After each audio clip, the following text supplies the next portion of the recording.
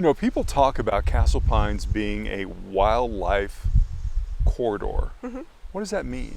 So that's a open area where wildlife travels through. So Castle Pines specifically, you have Parker to the east, which has tons of wildlife.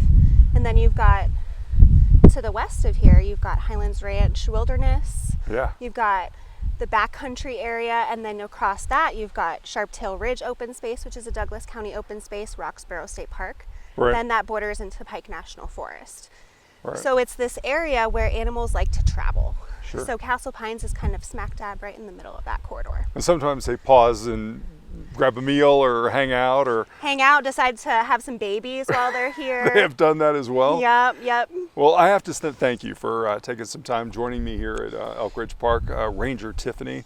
I wasn't sure that you were a real life person. Someone told me that Ranger Tiffany was a pseudonym and not a real life person, but you are real. I am real, yes, in the flesh. What's your real job? What do you do for the county? So I'm a land management specialist ranger for the county. So I work for Douglas County Open Space. Right. We manage over 17,000 acres of open space for Douglas County to enjoy. That's pretty awesome. And part of that obviously includes my city.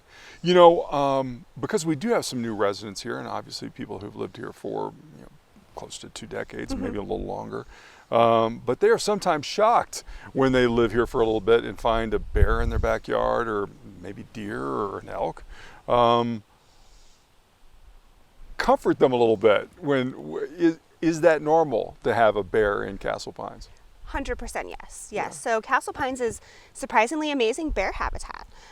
So bears like areas with food, and sometimes big residences can bring those animals in. Yeah.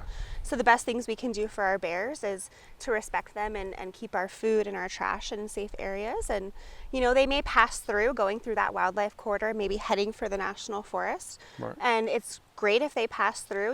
It's maybe not a prime habitat for them to stay, raise their young, but it is completely normal for us to have bears in Castle Pines. And talk to me a little bit about that. Are the bears dangerous that are here? Is it, as kids walk to school in the morning, in the dark, in the wintertime, are they in danger?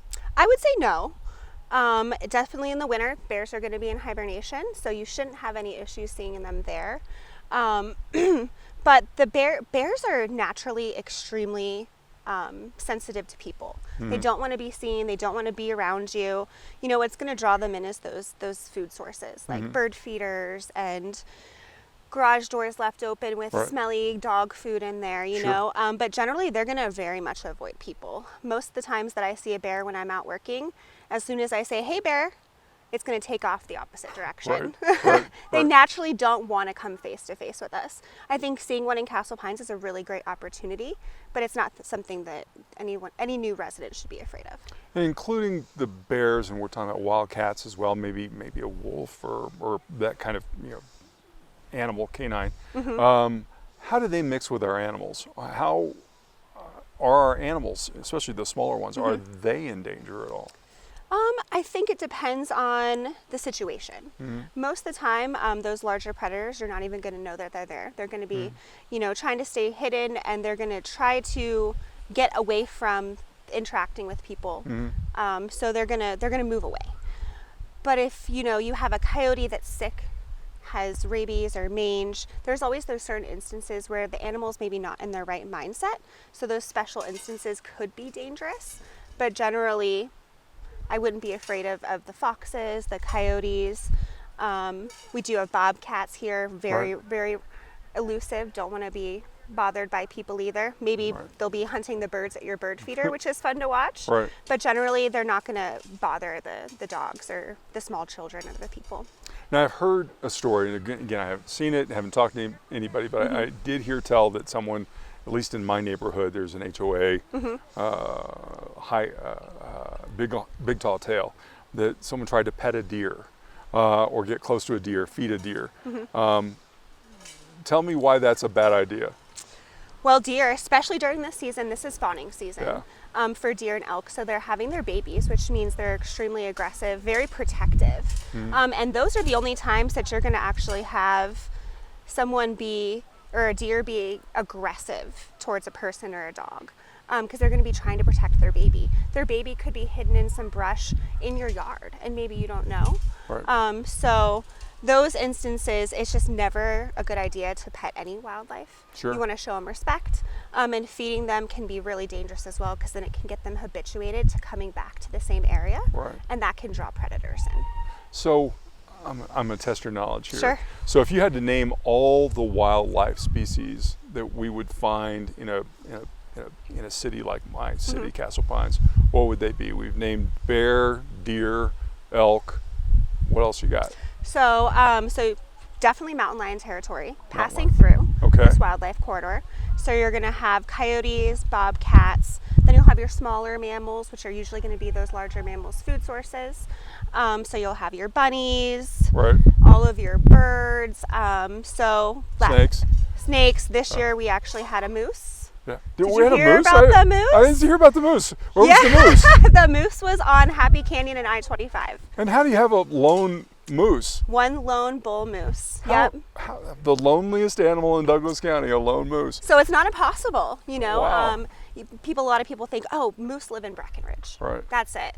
You know, we occasionally get moose come down to Douglas County, which is absolutely fascinating. That's And crazy. we've had multiple moose in this area this year. We had one in Sedalia. Right. So you never really know what you're going to see, and I really hope that the residents get a kick out of some of the animals they get to see here. I love it. I love it when my residents in particular take pictures, share it on social media, and safely, obviously, Sure. safely, but being able to see and share and kind of ooh and ah together with those animals. Want to educate each other Yeah, too. You know, right. there's a lot of new residents in Castle Pines, a lot of Right. new maybe transplants from other states, which is really amazing to have. But they may not be so familiar Right. with the animals that we have in Colorado. So it's really nice to be good neighbors and share that information with each other so everybody feels comfortable. Sure. And this is kind of a two-part question. It feels like, and I've only lived in Castle Pines since 2013, but just in that short period of time, it feels like we're seeing a decrease in our animals, and at least I remember driving through towards Happy Canyon and seeing a larger number of elk on, and I remember seeing here in particular Elk Ridge Park. I don't see as many now. Is that my imagination, or is that true? Is it because we're overbuilding? I mean, I don't want you to make a political statement, but are we seeing fewer? A decrease in habitat can cause the animals to spread out. So you may not see those large groups anymore, not saying that they're not here, but they may be a little bit more dispersed. And if you don't have those big open areas, you're not going to see, that large herd of elk. But you might have 5 here, 5 there, 10 over there. Right. They might just be a little bit more dispersed because that's a little bit easier for them to manage making their way through Castle Pines and through this wildlife corridor. But we haven't seen a huge decline in populations, but we have seen them moving a little bit farther west into more of a prime habitat for them. Sure, which makes sense. What can we do as not only residents and those who live in our neighborhoods, but also city government? What can we do from your point of view, Ranger Tiffany? What can we do to protect our animals and this wonderful resource? What can we do? I think a lot of it starts with education, so educating the public, and then it also starts with protecting their habitats.